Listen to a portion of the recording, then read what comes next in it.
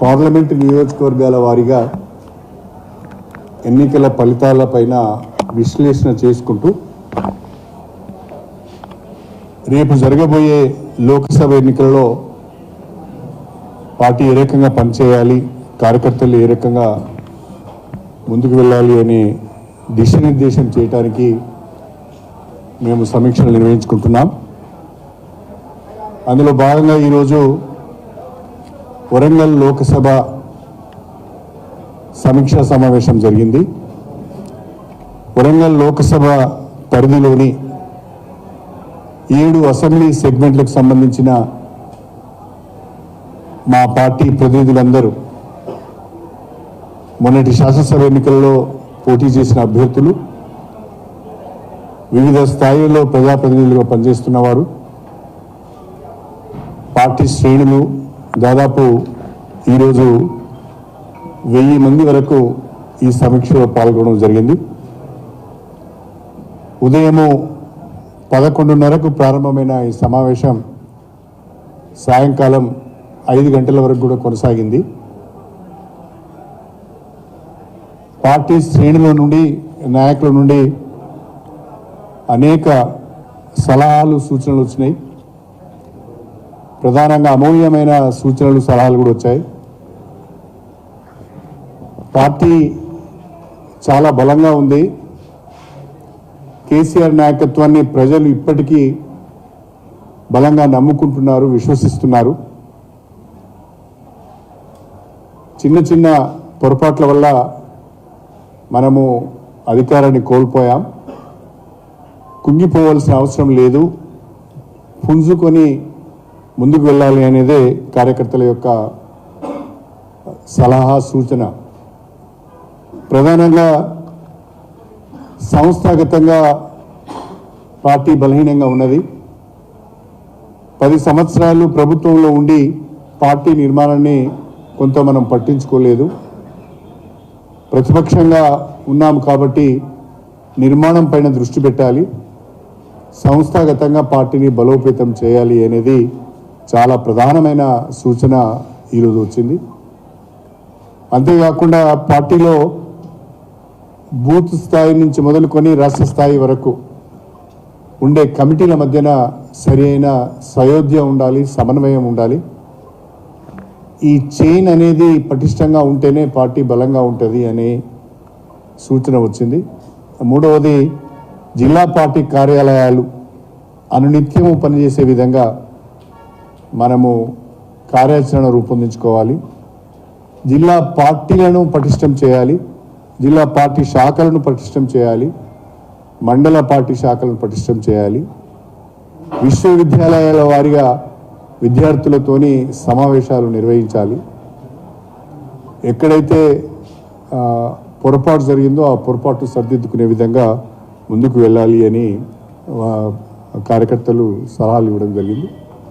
దానిపైన మా party working president గారు కూడా చాలా సానుకూలంగా స్పందించారు.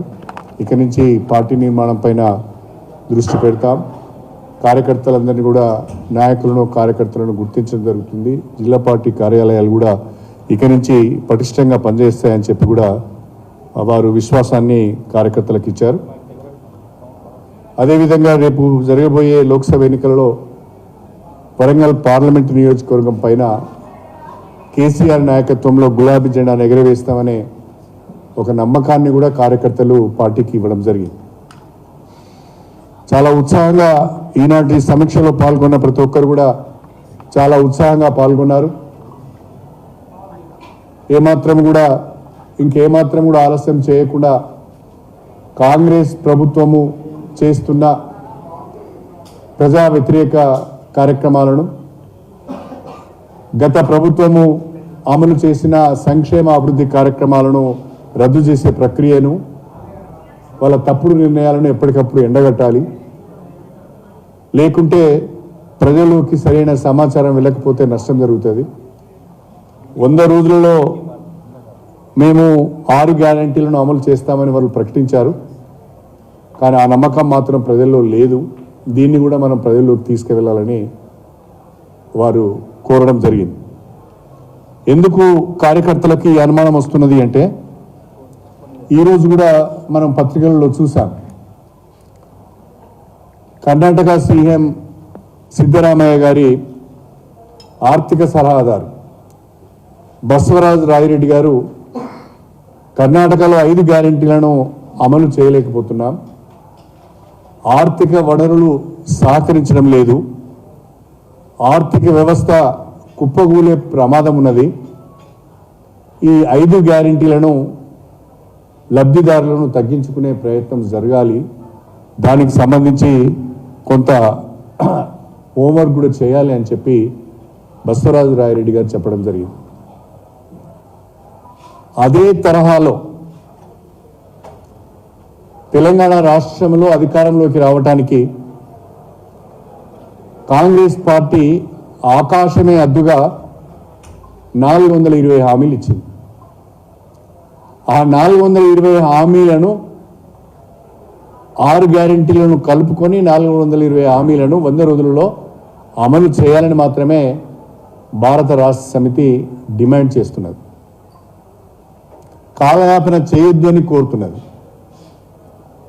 కాలయాపన జరుగుతున్నట్టుగా ప్రజలందరికీ అర్థమవుతున్నది, మాకు కూడా అర్థమవుతున్నది. దరఖాస్తుల స్వీకరణ, దరఖాస్తుల డిజిటలైజేషన్, వాటి పరిశీలన, ఆధార్కు వైట్ రేషన్ కార్డుకు అనుసంధానం, ఆ తర్వాత బ్యాంక్ అకౌంటు పొందుపరచలేదని మరొకసారి కాలయాపన, విధి విధానాలను గైడ్ లైన్స్ రూపొందించడానికి ఒక మంత్రివర్గ ఉపసంఘం, ఇదంతా చూస్తూ ఉంటే కాలయాపన కొరకే ఇవన్నీ జరుగుతున్నట్టుగా అర్థమవుతున్నది. ముఖ్యమంత్రి గారు కానీ లేదా ఉప ముఖ్యమంత్రి గారు కానీ ఏ ఒక్కరు కూడా స్పష్టంగా మేమిచ్చిన ఈ 6 గ్యారెంటీలను లేదా మేము వివిధ డిక్లరేషన్ల ద్వారా BC declaration, SC declaration, youth declaration, మహిళా డిక్లరేషన్, రైతు డిక్లరేషన్, ఇంకా అనేక డిక్లరేషన్ల ద్వారా రాష్ట్ర ప్రజలకు ఇచ్చిన హామీలను ఏ రకంగా అమలు చేయబోతున్నారో స్పష్టంగా చెప్పడం లేదు, స్పెల్ అవుట్ చేయడం లేదు. ఉదాహరణకు రైతుల రుణమాఫీ ఉన్నది, ఈ 100 రోజులలో చేయలేము, లేదా 6 నెలలకు చేస్తాము, లేదా వచ్చే సంవత్సరం చేస్తాము, లేదా రాష్ట్ర ఆర్థిక పరిస్థితి కుదుటపడ్డ తర్వాత చేస్తాము, లేదా మేము లోన్స్ కొరకు అప్లై చేసుకున్నాము, కేంద్ర ప్రభుత్వం నుంచి ఆర్థిక సహకారం అడుగుతున్నాము, లేదా రిజర్వ్ బ్యాంక్ ఆఫ్ ఇండియా నుంచి లోన్స్ కొరకు అప్లై చేసుకున్నాము, అవి వచ్చిన తర్వాత ఇస్తామని ఏదో ఒక భరోసా ఇచ్చే విధంగా వాళ్ళు ఇచ్చిన ఏ ఒక్క హామీ మీద కూడా స్పష్టమైన ప్రకటన రావడం లేదు. అది రైతుల రుణమాఫీ కావచ్చు, లేదా రైతు బంధు కావచ్చు, లేదా వరి ధాన్యానికి ప్రతి క్వింటల్కు 500 రూపాయల బోనస్ కావచ్చు, మహాలక్ష్మి పథకంలో చెప్పిన విధంగా ప్రతి మహిళకు 2500 రూపాయలు నెలకు ఇవ్వడం కావచ్చు, గ్యాస్ సిలిండరు 500కి ఇవ్వడం కావచ్చు, పెన్షన్లు 4000కు పెంచి ఇవ్వడం కావచ్చు, 200 యూనిట్ల వరకు ఉచిత విద్యుత్ విషయంలో కానీ ఏ ఒక్క విషయంలో ఏ ఒక్క హామీ విషయంలో కూడా స్పష్టత ఇవ్వలేకపోతున్నారు. నేను రాష్ట్ర ప్రభుత్వాన్ని అడిగేది ఏంటంటే, మీరు 100 రోజులలో చేస్తామని అంటున్నారు, సంతోషం, చేయండి, దాని కొరకు మీరు హోంవర్క్ చేయండి, ఎక్సర్సైజ్ చేయండి, రిసోర్సెస్ని మొబిలైజ్ చేసుకోండి, మేము వద్దనడం లేదు. కానీ రాష్ట్ర ప్రజలకు ఒక నమ్మకం కలిగే విధంగా, రైతాంగానికి ఒక భరోసా లభించే విధంగా ఎప్పుడు చేస్తారు, కనీసము ఆ షెడ్యూల్ అన్న మీరు ఇస్తే బాగుంటుంది అనేది నా ఉద్దేశం, మా పార్టీ ఉద్దేశం. అది కూడా మీరు చెప్పడం లేదు. అంటే ఇవన్నీ చూస్తూ ఉంటే మీరు మెల్లగా ఈ హామీలన్నీ నెరవేర్చలేని పరిస్థితులలో కాలయాపన చేయటానికే ఎక్కువ ప్రాధాన్యత ఇస్తున్నట్టుగా కనిపిస్తున్నది. మొన్న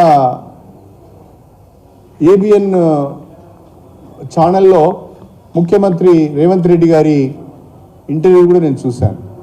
ఆయన ఏమంటాడు, మేము తొందరపడుతున్నామని, అప్పుడే అధికారాన్ని కోల్పోయామనే అక్కస్తో మాట్లాడుతున్నామనే మాట ముఖ్యమంత్రి గారు మాట్లాడి తప్పించుకునే ప్రయత్నం చేస్తున్నారు. ముఖ్యమంత్రి గారు డేట్స్ మేము చెప్పలే, లేదా హామీలు మేము ఇవ్వలే. హామీలు మీరు ఇచ్చారు. రాష్ట్ర ప్రజలకు 420 హామీలు మీరు ఇచ్చారు.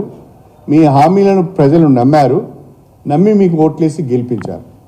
ఇప్పుడు మీ బాధ్యత ఏంటంటే మీరు చెప్పిన విధంగా, ఎన్నికలు కాకముందు మీరు ప్రకటించిన విధంగా, మీరు తేదీలు ఫిక్స్ చేసిన విధంగా వాటిని అమలు చేయాలని మాత్రమే మేము డిమాండ్ చేస్తున్నాం. అది మా అక్కసెట్లు అవుతుంది. గుర్తు చేస్తున్నాం, మీరిచ్చిన హామీలను, మీరిచ్చిన తేదీలను, వాటిని మాత్రమే రాష్ట్ర ప్రభుత్వానికి గుర్తు చేసే ప్రయత్నం చేస్తున్నామే తప్ప మాకు మీరు అధికారంలోకి వచ్చారని ఏ రకమైన అక్కసు లేదు, మాకు ఏ రకమైన ఇబ్బంది కూడా లేదు. ప్రజలు తీర్పు ఇచ్చారు, ఆ తీర్పును గౌరవిస్తున్నాం. ప్రతిపక్ష పాత్రను పోషిస్తున్నాం. ప్రతిపక్ష పాత్రను పోషించే క్రమంలో మీ యొక్క వైఫల్యాలను, మీరు ప్రజలకు ఇచ్చిన హామీలు, వాటి నుంచి తప్పించుకునే మీ ప్రయత్నము, కాలయాపన చేసే మీ ప్రయత్నాన్ని మాత్రమే మేము ప్రశ్నిస్తున్నాం తప్ప మరొకటి కాదు. ప్రజల పక్షాన ప్రశ్నిస్తున్నాం. దీన్ని దయచేసి అర్థం చేసుకోవాల్సిందిగా నేను ఈ సందర్భంగా రాష్ట్ర ప్రభుత్వాన్ని కోరుతున్నాను. నిన్నటి రోజున బట్టి విక్రమార్క ఉప ముఖ్యమంత్రి గారు కూడా ఇదే రకంగా మాట్లాడుతున్నారు. నేను స్ట్రేట్గా బట్టి విక్రమార్క గారిని ఒక విషయాన్ని అడుగుతున్నా. మీరు దళితులు, నేను కూడా దళితున్నే, మనం దళిత జాతి నుంచి వచ్చాం. రాష్ట్రంలో కేసీఆర్ నాయకత్వంలో దళిత బంధు అనే ఒక పథకాన్ని మనము ఇంట్రడ్యూస్ చేశాం. కొంతమందికి లబ్ధి జరిగింది. మీ నియోజకవర్గంలో కూడా ఒక మండలానికి పూర్తి స్థాయిలో శాచురేషన్ మోడ్లో మనం దళిత బంధును అమలు చేశాం. రెండవసారి దళిత బంధు ఇచ్చే క్రమంలో కూడా బెనిఫిషరీస్ సెలెక్షన్ జరిగింది. కలెక్టర్స్ అందరూ కూడా బెనిఫిషరీస్ సెలెక్ట్ చేశారు. ఇప్పుడు ఆ సోదరులందరూ, ఆ దళిత సోదరులందరూ కూడా దళిత బంధు వస్తుంది అని ఆశతో ఎదురు చూస్తున్నారు. కానీ బట్టి విక్రమార్క గారు ఒక మాట చెప్పలేకపోతున్నారు. దళిత బంధు అనే పథకం కొనసాగుతుంది. బీఆర్ఎస్ ప్రభుత్వం 10 లక్షల రూపాయలు మాత్రమే ఇచ్చింది. మేము దాన్ని 12 లక్షల రూపాయలకు పెంచాము. ఈ 12 లక్షల రూపాయలను కూడా పలానా నెల నుంచి పలానా రోజు నుండి లబ్ధిదారులకు ఇస్తాం, లేదా ఇప్పటి వరకు ఎంపిక చేసిన లబ్ధిదారులను మేము ఒప్పుకోవడం లేదనో, లేదా వాళ్ళ అకౌంట్లోకి వెళ్ళిన నిధులను కూడా ఫ్రీజ్ చేస్తున్నారు. అంటే దళిత బంధు పైన మీ యొక్క వైఖరి ఏంటి? దాన్ని కూడా మీరు చెప్పడం లేదు. మొన్నటికి మొన్న గృహలక్ష్మి ద్వారా ఏవైతే ఇండ్లు మంజూరు అయినాయో, ఆనాడు బీఆర్ఎస్ ప్రభుత్వం ఇచ్చిన ఇళ్ళన్నింటినీ కూడా మీరు ఒక జీవో ద్వారా క్యాన్సిల్ చేశారు. ఆ గృహలక్ష్మిలో లబ్ధిదారులు చాలామంది పునాదులు కట్టుకున్నారు, గోడలు కట్టుకున్నారు, స్లాబ్స్ కూడా వేసుకున్నారు. పేదవాళ్ళు అక్కడ అప్పు చేసి కొంత ఇన్వెస్ట్మెంట్ చేశారు. వాళ్ళ పరిస్థితి ఏంటి? మరి ఇవన్నీ కూడా మీరు ఆలోచించాలి కదా. ఆలోచించకుండా అనాలోచితంగా మీరు నిర్ణయాలు తీసుకుంటున్నారు, హామీలు ఇస్తున్నారు. మీ హామీల గురించి ప్రశ్నిస్తే మా మీద ఎదురుదాడి చేస్తున్నారు. ఇది మంచిది కాదు అని కాంగ్రెస్ ప్రభుత్వానికి చెప్పదలుచుకున్నారు. ఇప్పటికైనా కాంగ్రెస్ ప్రభుత్వానికి 6 గ్యారెంటీలతో పాటు 420 హామీలను అమలు చేయాలనే ఆలోచన ఉంటే, చిత్తశుద్ధి ఉంటే వాటిపైన స్పష్టత ఇవ్వాలని నేను కోరుతున్నా. వాటిపైన ఒక భరోసా కల్పించే విధంగా ఒక వైట్ పేపర్ పబ్లిష్ చేయాలని నేను కోరుతున్నా. మీరు శ్వేతపత్రాలపైన వైట్ పేపర్ పబ్లిష్ చేశారు, ఫైనాన్సెస్ పైన శ్వేతపత్రాలు ప్రకటించారు, ఇంకా అనేక రకాలుగా పవర్ పైన శ్వేతపత్రాన్ని ప్రకటించారు, జ్యుడిషియల్ ఎంక్వైరీలు కూడా వేస్తున్నారు. మీరు ఇచ్చిన హామీల పైన ఎప్పుడు ఏ హామీని ఏ రకంగా అమలు చేయబోతున్నారో అది కూడా రాష్ట్ర ప్రజలకు చెప్తే వాళ్ళు కొంత నిమ్మలంగా ఉంటారు, కొంత భరోసాతో ఉంటారు. కాబట్టి ఆ ప్రయత్నం చేయాలని చెప్పి కాంగ్రెస్ ప్రభుత్వాన్ని నేను ఈ సందర్భంగా కోరుతున్నాను.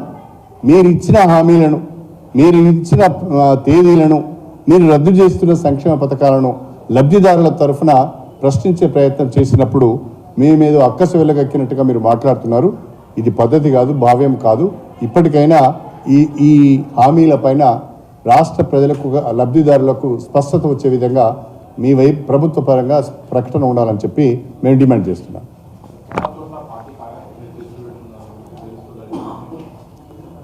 కాంగ్రెస్ పార్టీ నేను ఎంసీఆర్ హెచ్ఆర్డీలో గౌరవ ముఖ్యమంత్రి గారు ఉమ్మడి జిల్లాల వారీగా కాంగ్రెస్ పార్టీ ముఖ్యులతో సమావేశమైనట్టుగా నేను చూశాను. దాంట్లో వారు ఒక ప్రకటన చేశారు. ప్రతి ఒక్క నియోజకవర్గానికి 10 కోట్ల రూపాయల స్పెషల్ డెవలప్మెంట్ ఫండ్ ఇస్తానని చెప్పారు. ఇంకా ఆశ్చర్యకరమైన విషయం ఏంటంటే అది ఇన్ఛార్జ్ మినిస్టర్ ద్వారా ఆ పనులను మంజూరు చేస్తాము, మీరు వెంటనే పనులు చేపట్టండి, రేపు ఎన్నికలలో గెలిచే విధంగా ఆ నిధులు వినియోగించుకోండి అని కూడా వారు సెలవు ఇవ్వడం జరిగింది. నేను అడుగుతున్నా ముఖ్యమంత్రి గారిని, పార్టీ సమావేశాలను ఎంసీఆర్ హెచ్ఆర్డీలో మీరు పెట్టవచ్చునా? పార్టీ సమావేశాలను, పార్టీ సమీక్షలను ఎంసీఆర్ హెచ్ఆర్డీలో మీరు పెట్టవచ్చునా? ఆనాడు ప్రగతి భవన్లో కండువాలు కప్పుతున్నారని మీరు ప్రచారం చేశారే, మరి ఈరోజు ఎంసీఆర్ హెచ్ఆర్డీలో పార్టీ సమీక్ష సమావేశాలు ఏ రకంగా పెడతారు? మీ గాంధీ భవన్లో పెట్టుకోవాలి, కానీ ఎంసీఆర్ హెచ్ఆర్డీలో పెట్టవద్దు కదా. రెండవది, ఒకవేళ మీరు ప్రతి నియోజకవర్గానికి 10 కోట్ల రూపాయల నిధులు ఆ నియోజకవర్గ అభివృద్ధి కొరకు ఇవ్వదలుచుకుంటే ఎన్నికైన ప్రతి ఒక్క ఎమ్మెల్యేలకు కూడా దాంట్లో భాగస్వామ్యాన్ని కల్పించాలి. అలా కాకుండా ఓడిపోయిన కాంగ్రెస్ పార్టీ అభ్యర్థితో మీరు అభివృద్ధి పనులు చేసుకోవాలి అంటే ఇది సరైన పద్ధతి కాదు అని చెప్పి నేను ఈ సందర్భంగా తెలియజేస్తున్నాను. గత ప్రభుత్వాలు కూడా, ఆనాడున్న కాంగ్రెస్ ప్రభుత్వం కానీ ఆనాడున్న బీఆర్ఎస్ ప్రభుత్వం కానీ ఇన్ఛార్జ్ మినిస్టర్కు అధికారం ఇచ్చినా అక్కడ స్థానిక ఎమ్మెల్యేకు 50%, ఇన్ఛార్జ్ మినిస్టర్కు 50% చొప్పున పనులు మంజూరు చేసే అవకాశం, ప్రతిపాదించే అవకాశం ఇచ్చారే తప్ప మొత్తము ఇన్ఛార్జ్ మినిస్టర్కు ఎక్కడ కూడా అధికారాన్ని దఖలు చేయలేదు. కానీ ఈరోజు పూర్తిగా కాంగ్రెస్ పార్టీకే మేలు చేసే విధంగా ముఖ్యమంత్రి గారు ఈ ప్రకటన చేయడం ఇది ప్రజాస్వామ్యానికి మంచిది కాదు, ఇది ప్రజాస్వామ్య వ్యవస్థ కూడా మంచిది కాదు. ప్రజల ద్వారా ఎన్నుకోబడిన ఎమ్మెల్యేలను మీరు ఒక రకంగా అవమానపరిచినట్టుగానే ఇది భావించవలసి వస్తుంది. కాబట్టి గత ప్రభుత్వాలు ఏ పద్ధతిని అయితే పాటించాయో ఆ పద్ధతిలో మీరు కూడా ముందుకు వెళ్తే బాగుంటుందని చెప్పి నేను ముఖ్యమంత్రి గారిని కోరుతున్నాను.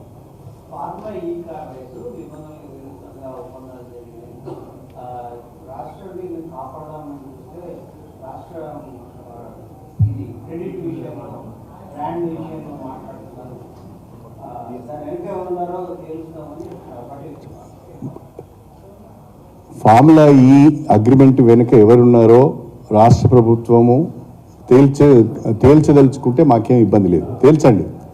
కానీ ఫార్ములా ఈ అనే ఒక కార్ రేస్, ఒక ప్రోగ్రామ్ కనుక హైదరాబాద్లో జరిగితే అది ప్రపంచ దృష్టిని ఆకర్షిస్తుంది, హైదరాబాద్ బ్రాండ్ ఇమేజ్ పెరుగుతుందనే ఒక సదుద్దేశంతోనే దానికి నిర్ణయం తీసుకోవడం జరిగింది తప్ప, ఒకవేళ దాంట్లో ఏదైనా లోటుపాట్లు జరిగితే దాన్ని సరిదిద్దండి.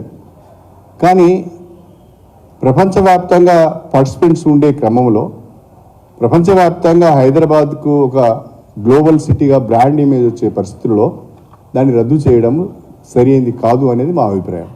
ఒకవేళ ఎవరైనా పొరపాటు చేసి ఉంటే, అగ్రిమెంట్లో ఏమైనా పొరపాట్లు జరిగి ఉంటే మీరు ఎంక్వైరీ చేయండి, చర్యలు తీసుకోండి. కానీ పొరపాటు జరిగిందని మొత్తం ఫార్ములా ఈనే రద్దు చేయడం సరైనది కాదు.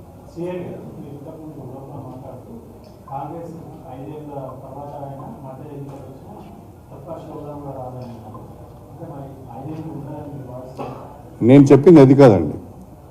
1989లో ఎన్టీ రామారావు గారు ముఖ్యమంత్రిగా ఉన్నారు. 1994కు వచ్చే వరకే ఎన్టీ రామారావు గారు మళ్ళీ బ్రహ్మాండమైన మెజార్టీతో అధికారంలోకి వచ్చాడు. కాంగ్రెస్ పార్టీకి ప్రతిపక్ష హోదా కూడా రాలేదు అని చెప్పాను. మీకు గుర్తుందో లేదో, 1994లో కాంగ్రెస్కు 26 సీట్సే వచ్చాయి. నేను అప్పుడే ఫస్ట్ టైం ఎంట్రీ అయ్యాను, ఎమ్మెల్యే అప్పుడే వచ్చాను నేను. 26 సీట్లు వచ్చాయి. మీకు బహుశా మీకు చాలామందికి తెలిసి ఉండాలి. ప్రతిపక్ష హోదా రాలేదు వాళ్ళకు. అయితే నేనేమన్నానంటే 5 సంవత్సరాల్లోనే ఫలితాలు తారుమారైపోయినాయి, ప్రజల ఆలోచన తారుమారైంది. మనం ఎవరం కూడా మా క్యాడర్కి మేము భరోసా ఇచ్చుకోవాలి కదా. మనం ఎవరం కూడా కుంగిపోవాల్సిన అవసరం లేదు, బాధపడాల్సిన అవసరం లేదు. వీఆర్ అగైన్ కమింగ్ బ్యాక్ అని చెప్పాను. Definitely will come back. Thank you.